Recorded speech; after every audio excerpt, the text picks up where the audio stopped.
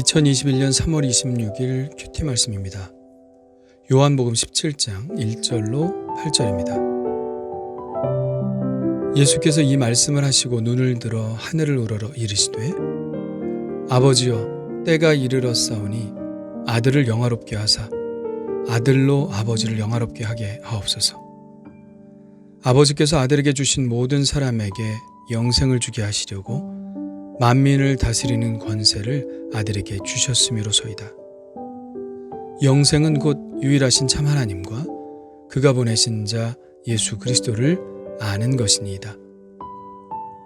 아버지께서 내게 하라고 주신 일을 내가 이루어 아버지를 이 세상에서 영화롭게 하였사오니 아버지여 창세전에 내가 아버지와 함께 가졌던 영화로서 지금도 아버지와 함께 나를 영화롭게 하옵소서.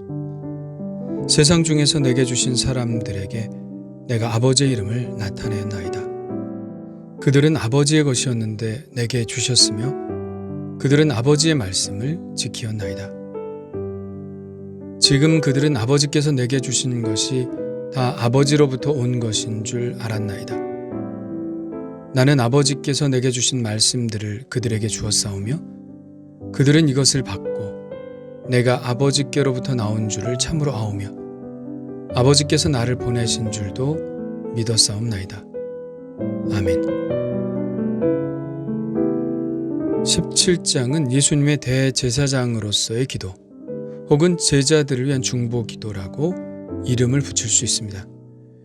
이 기도는 제자들을 위해 기도하시는 것이었지만 단지 당시의 제자들만을 위한 기도는 아닙니다. 20절에 이 기도의 대상자들에 대해서 언급하고 계시죠. 내가 비옵는 것은 이 사람들만 위함이 아니요 또 그들의 말로 말미암아 나를 믿는 사람들도 위함이니. 예수님의 기도의 대상자들은 지금의 제자들과 또 그들이 복음을 전함으로 예수님의 제자가 되는 사람들, 또 그들이 복음을 전할 때 믿은 사람들, 곧 그 이후에 오는 모든 예수를 믿는 사람들을 포함하고 있습니다. 바로 우리도 이 예수님의 중보 기도의 대상인 것이죠. 그러므로 우리는 이 기도를 통해서 우리를 향한 예수님의 마음을 알 수 있고 또 예수님의 제자로서의 우리의 정체성이 어떠한지도 깨달을 수 있습니다. 1절에 예수님은 이렇게 기도하십니다. 아버지여 때가 이르렀사오니 아들을 영화롭게 하사 아들로 아버지를 영화롭게 하게 하옵소서. 때가 이르렀다는 표현에서 이제는 정말 십자가의 죽음이 가까이 왔구나 하는 생각이 듭니다. 17장의 이 기도를 마치시면 곧바로 감람산으로 이동하시고 거기에서 예수님은 잡히시게 되죠. 그러나 예수님은 때가 이르렀다는 것을 비극적으로 표현하지 않으시고 아름다운 용어로 표현하십니다. 이 사건으로 예수님은 하나님 아버지를 영화롭게 하실 것이며 하나님은 또 아들 예수 그리스도를 영화롭게 하실 것입니다. 어떻게 이렇게 비극적인 일을 아름다운 영어로 표현하실 수 있을까요? 그것은 그 십자가의 고통 뒤에 있을 인간에 대한 구원을 보시기 때문입니다. 십자가는 예수님께는 정말 고통스러운 일이지만 인간의 구원을 보시는 예수님의 마음은 지극히 아름답기 때문입니다. 그렇다면 예수님이 하나님 아버지를 영화롭게 하는 것은 무엇을 통해서일까요? 4절입니다. 아버지께서 내게 하라고 주신 일을 내가 이루어 아버지를 이 세상에서 영화롭게 하였사오니.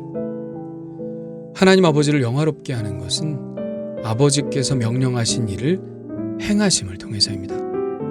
그렇다면 아버지 하나님께서 예수님께 하라고 명령하신 그 일은 무엇일까요? 예수님은 12장에서 이렇게 말씀하십니다. 나를 보내신 아버지께서 내가 말할 것과 이룰 것을 친히 명령하여 주셨으니 나는 그의 명령이 영생인 줄 아노라. 아버지께서 아들 예수께 주신 사명은 바로 사람들에게 영생을 주라는 것이었습니다. 그러나 이 영생은 그냥 나누어 줄 수 있는 것은 아니죠. 이 영생을 주시기 위해 예수님께서 하셔야 할 일이 있었습니다. 그것은 바로 사람들의 죄를 위해 자신을 십자가의 죄인으로 들이셔야 하는 것이었죠. 마가복음은 이렇게 말하고 있습니다. 인자가 온 것은 섬김을 받으려 함이 아니라 도리어 섬기려 하고 자기 목숨을 많은 사람의 대속물로 주려 함이니라. 예수님은 우리에게 영생을 주시기 위해 자신을 대속물로 하나님께 드리셨습니다. 그것이 바로 하나님이 예수님을 이 땅에 보내신 목적이었고 예수님은 그 명령에 순종하신 것이죠. 그리고 이 명령에 순종하심으로 하나님을 영화롭게 하셨습니다. 그렇다면 이제는 하나님께서 예수 그리스도를 영화롭게 하실 차례이죠. 하나님은 예수님을 죽음 가운데 그대로 내버려 두지 않으셨습니다. 그를 일으키셨습니다. 예수님을 일으키심으로 예수님이 평범한 사람이 아니며 하나님께서 보내신 하나님의 아들 그리스도이심을 사람들에게 증명하셨습니다. 예수님은 비참한 죄인의 모습으로 죽으셨으나 예수님은 스스로를 낮추심으로 사람들의 죄를 뒤집어 쓰고 스스로 죄인이 되셔서 형벌을 받으셨으나 그렇게 하나님을 영화롭게 하셨으므로 하나님께서는 그를 하나님의 아들 그리스도가 되게 하셔서 그를 영화롭게 하셨습니다. 베드로가 성령을 받고 이렇게 설교한 것과 같습니다. 너희가 십자가에 못 박은 이 예수를 하나님이 주와 그리스도가 되게 하셨느니라. 오늘 말씀 5절에 예수님께서 하신 간구대로 된 것이죠. 아버지여, 창세 전에 내가 아버지와 함께 가졌던 영화로서 지금도 아버지와 함께 나를 영화롭게 하옵소서. 하나님께서 예수님을 죽음 가운데서 일으키심으로 예수님은 이제 사람의 모습으로 오신 존재로서가 아니라 그 이전에 하나님과 함께 계셨던 바로 그 신의 모습으로 온전히 회복되셨습니다. 요한복음 1장에서 선언한 그 하나님의 모습이죠. 태초에 말씀이 계시니라. 이 말씀이 하나님과 함께 계셨으니 이 말씀은 곧 하나님이시라. 빌립보서 2장에서 바울이 묘사한 그 하나님의 모습입니다. 그는 근본 하나님의 본체시나 사람들과 같이 되셨고 곧 십자가에 죽으심이라. 이러므로 하나님이 그를 지극히 높여 모든 입으로 예수 그리스도를 주라 시인하여 하나님 아버지께 영광을 돌리게 하셨느니라. 그리고 하나님은 그 예수님을 영화롭게 하시기 위해서 이 세계를 통치하실 수 있는 통치권을 주셨죠. 그 통치권의 가장 중요한 권리는 바로 영생을 주실 수 있는 권리입니다. 요한복음 5장은 이렇게 말합니다. 진실로 진실로 너희에게 이르노니 죽은 자들이 하나님의 아들의 음성을 들을 때가 오나니 곧 이때라. 듣는 자는 살아나리라. 이 때가 바로 오늘 말씀 1절에 나오는 때가 이르렀사오니의 그 때입니다. 예수님이 이제 하나님의 영화롭게 하심을 입고 만민을 다스릴 권세를 받아 사람들에게 영생을 주십니다. 바로 2절의 말씀과 같습니다. 아버지께서 아들에게 주신 모든 사람에게 영생을 주게 하시려고 만민을 다스리는 권세를 아들에게 주셨음이로소이다. 이로써 예수님은 십자가를 지심으로 아버지 하나님을 영화롭게 하고 하나님은 사람들에게 영생을 주실 수 있는 권세를 예수님께 부여하심으로 예수님을 영화롭게 하신 것이죠. 그렇다면 어떤 사람들에게 영생이 주어질까요? 이미 5장에서 하신 말씀을 기억할 겁니다. 내가 진실로 진실로 너희에게 이르노니 내 말을 듣고 또 나 보내신 이를 믿는 자는 영생을 얻었고 심판에 이르지 아니하나니 사망에서 생명으로 옮겼느니라. 이 말씀을 기억하면서 오늘 8절의 말씀을 보면 우리는 보다 확실히 우리가 영생을 얻는 조건에 대해서 알 수 있을 것입니다. 나는 아버지께서 내게 주신 말씀들을 그들에게 주었사오며 그들은 이것을 받고 내가 아버지께로부터 나온 줄을 참으로 아오며 아버지께서 나를 보내신 줄도 믿었사옵나이다. 쉽게 말하면 복음을 듣고 복음을 받아들이는 것입니다. 그런데 그 복음의 내용이 무엇이냐면 예수님이 바로 우리에게 영생을 주시려고 보내신 하나님의 아들 그리스도시라는 것입니다. 이 사실을 믿을 때 예수님께서는 그에게 영생을 선물로 주시는 것이죠. 좀 더 구체적으로 이야기하자면 예수님께서 죄인인 나의 죄를 용서하시기 위해 나 대신 십자가 형벌을 받으셨다는 사실을 믿는 것, 그렇게 내가 나의 죄를 해결할 수 없다는 사실을 인정하고 그 하나님의 사랑을 무조건적으로 받아들이는 것, 그것을 통해서 예수님의 대속의 은혜가 나에게로 흘러들어와 내가 모든 죄로부터 깨끗해지고 하나님과 교제할 수 있는 하나님의 자녀가 되었다는 것을 믿는 것입니다. 그럴 때 우리는 영생을 선물로 받게 되는 것이죠. 요한복음은 바로 이 목적을 위해서 쓰여졌습니다.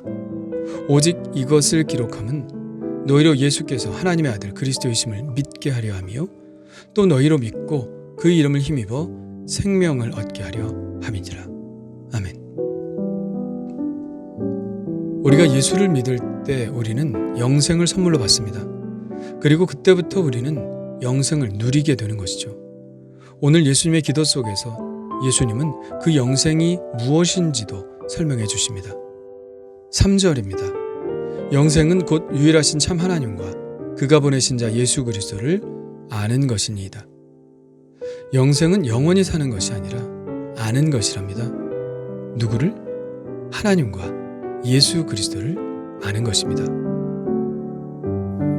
우리는 여기서 안다라는 뜻에 대해 정확한 이해를 가져야 합니다.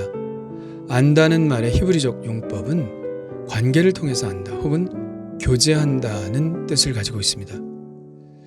내가 미국 대통령이 누구인지 안다 하는 말과 나 미국 대통령과 잘 알아 라는 말의 의미가 다르다는 것을 우리는 알죠. 전자는 그냥 지식으로 아는 것입니다. 그러나 후자는 관계를 통해서 안다는 것입니다.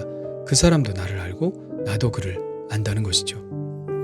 우리가 흔히 나 그 사람하고 아는 사이야 라고 말하는 것이 바로 그런 뜻입니다.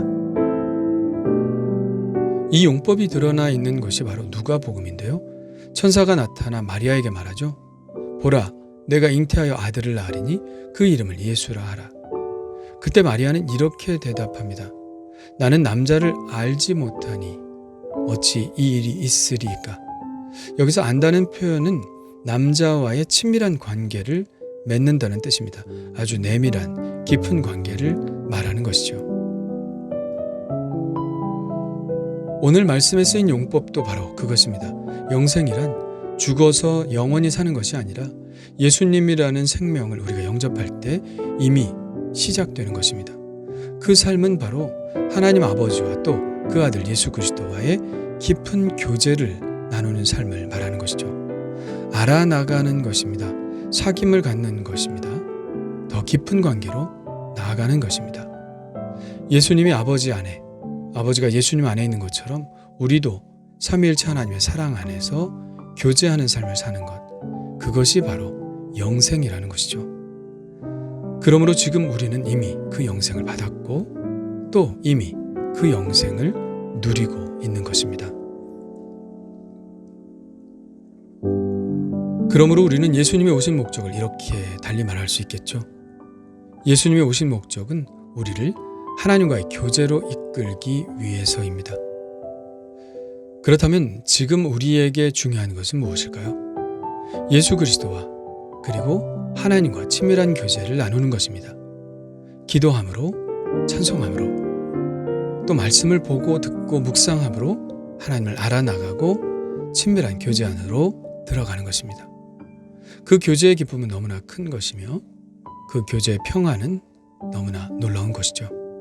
예수님은 그 일을 위해 십자가에서 죽으신 것입니다. 그렇다면 지금 나는 그 교제의 축복을 누리고 있나요?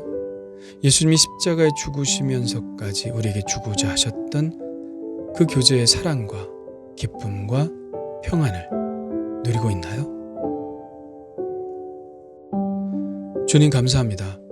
하나님과 교제하게 하시기 위해서 우리를 거룩하게 하시려고 십자가의 제물이 되신 예수님을 찬양합니다. 그 참혹한 십자가가 예수님의 영광이요 또 하나님의 영광이라니 참으로 놀랍습니다.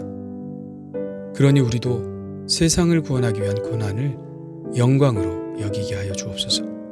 주님의 제자답게 주님과 늘 교제하며 연단되어서 우리도 예수님처럼 이 세상의 구원을 위해 헌신하게 하옵소서.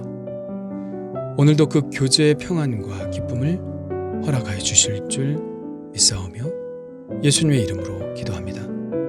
아멘.